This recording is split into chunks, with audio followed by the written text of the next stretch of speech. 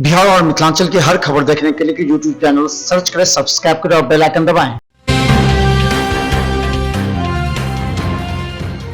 नमस्कार, बिहार मिथिला न्यूज में आपका स्वागत है। मैं हूं मनोज।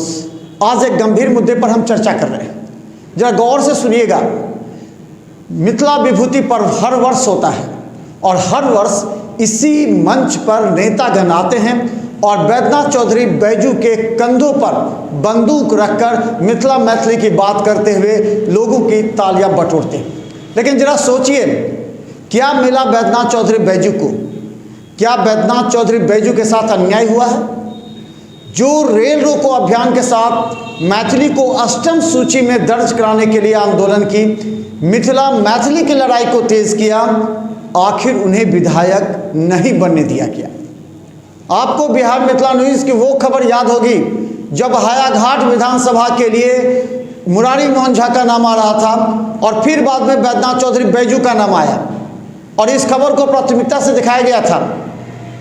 लेकिन वही नेता जो आज मंच पर आकर के बोल रहे हैं, वो नेता खामोश क्यों थे? क्यों बैद्यनाथ चौधरी बैजू, जो वर्षों से जो बड़ी रेल लाइन को लेकर के मैथिली को अष्टम सूची में दर्ज करने की मांग को लेकर के और हर वर्ष इन तमाम गायकों को, जिन्होंने विद्यापति समारोह से अपने कैरियर की प्रारंभ की थी, आज उन तमाम लोगों को बुलाकर हर वर्ष कार्यक्रम होता है। लोग गीत सुनते हैं, आनंद लेते हैं, हंसी मजाक करते हैं, स्टेज पर आकर बड़ी बड़ी बातें करते हैं, कभी आर्थिक नाकेबंदी की बात करते हैं, कभी मिथिला राज की बात करते हैं। लेकिन जब ये बात धरातल पर आती है तो कई लोग बाहर चले जाते हैं या कई लोग अपनी बातों से मुकर जाते हैं कि नहीं, अब ये आर्थिक राजधानी मिथिला के है और पद्मश्री सीपी ठाकुर जना ही गछलन जे हम मैथिली के करब, तना ही वो आई कहि देलन जे एतना मिथिला राज्य हेतै तकर हम तैयार छी जे हम ओकर मुख्यमंत्रियों के रूप में हमरा श्री बाबू के बाद रह पड़त। हम बता दें, बैद्यनाथ चौधरी बैजू अगर विधायक रहते तो विधानसभा में काफ़ी मजबूती के साथ मिथिला मैथिली की लड़ाई, इस मुद्दे को रखते। उन्हें जंतर मंतर पर जाकर लड़ाई नहीं लड़नी पड़ती, उन्हें दरभंगा समाहरणालय पर धरना नहीं देना पड़ता। ये है सच्चाई।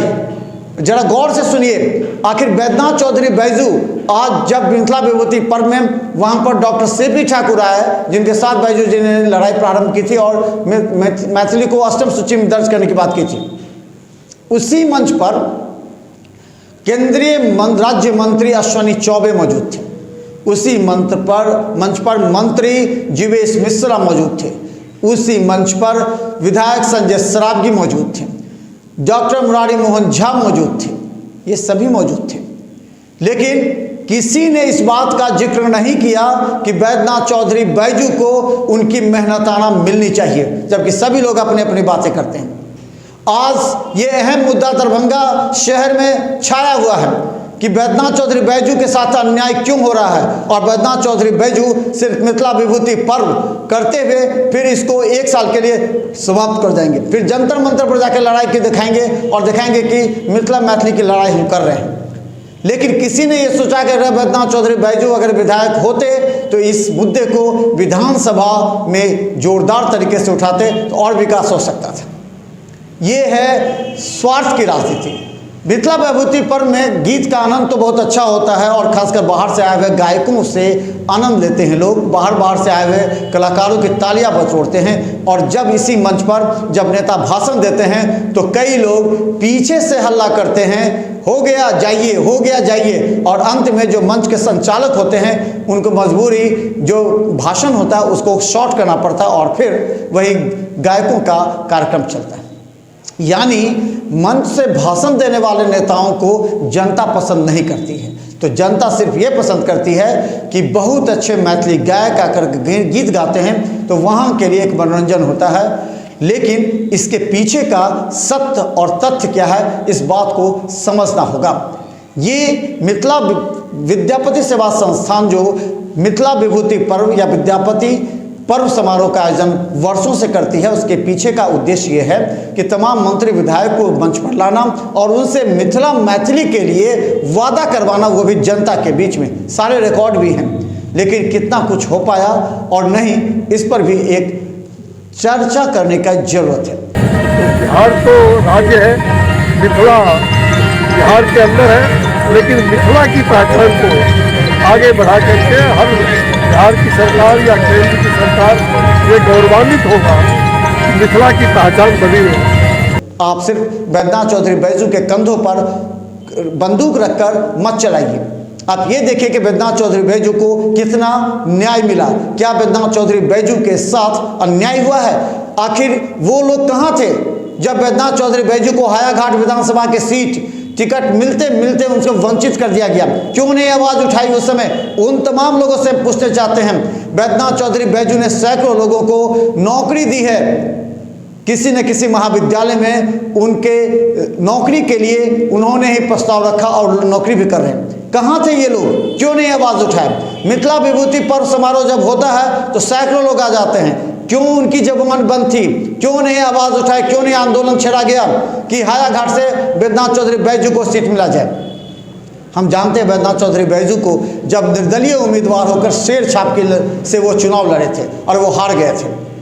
विद्यापति समारोह एक उद्देश्य होना चाहिए, एक विजन होना चाहिए मिथिला मैथिली के लिए, लेकिन आप जानते हैं यहाँ से राजनीति शुरू होती है और ये राजनीति वो है जो एक दूसरे को देखना नहीं चाहती है। ये बड़ी बात है और हम इसलिए बड़ी खबर करना चाह रहे हैं कि आज अंतिम दिन है सांस्कृतिक कार्यक्रम का और विद्यापति समारोह का। आज भी मंच पर नेता आएंगे, बड़े बड़े वादे करेंगे, लेकिन एक सवाल पूछिएगा उनसे कि आखिर बैद्यनाथ चौधरी बैजू क्या यही विद्यापति समारोह करते रहेंगे? क्या बैद्यनाथ चौधरी बैजू जंतर मंतर पर लड़ाई करते रहेंगे? क्या बैद्यनाथ चौधरी को राज्यसभा या बैद्यनाथ चौधरी बैजू को विधान परिषद उम्मीदवार नहीं बनाया जा सकता है? ये सिर्फ स्वार्थ की राजनीति है और हम जानते हैं कि विद्यापति समारोह में कई लोग ऐसे जुड़े हुए हैं और आकर के मंच पर बड़ी बड़ी बातें करते हुए तालियां बटोरते हैं, लेकिन न्याय नहीं करते। और ये एक अहम सवाल है बिहार मिथिला न्यूज़ का और इस मुद्दे पर हम आज जनता से भी प्रतिक्रिया लेंगे और 3 दिनों तक दिखाएंगे।